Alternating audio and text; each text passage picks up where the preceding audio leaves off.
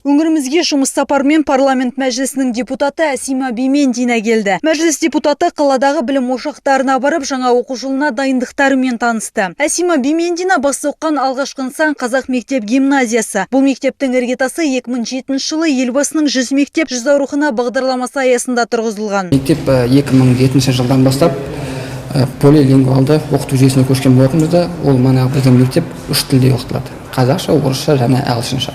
Оның қоса физика пәні, математика пәні ағылшынша беріледі мектебімізде.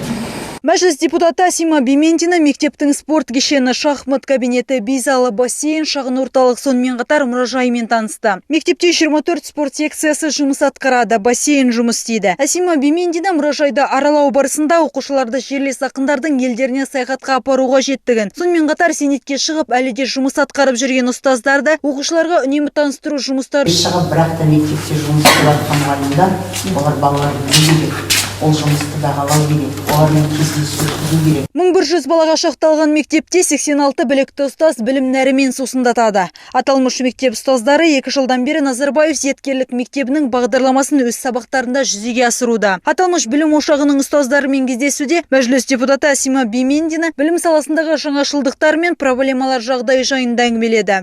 Оқу жылының алдында балалар енді оқулықтары шешілді ме, бұл мәселе шешілді ме деп сұрадым. Өйткені 1 қыркүйектен бастап бұл мәселе болмау керек.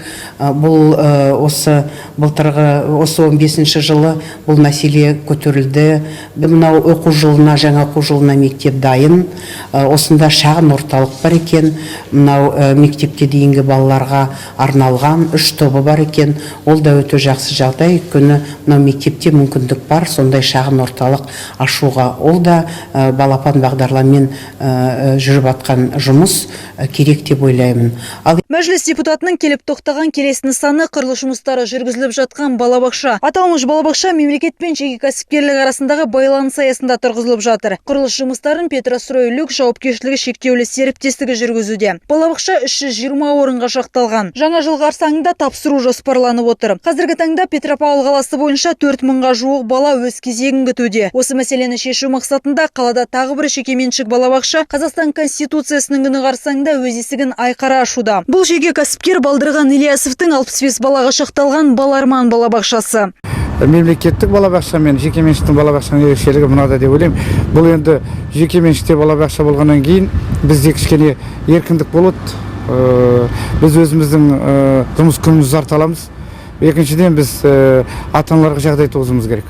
Мысалы, жұмыстан кешігетін ата-аналар бар. Жұмыстан кешікпейді, жұмыстар кеш бітетін. Біз енді мемлекеттің бекіткен бағдарламасымен жұмыс істейміз.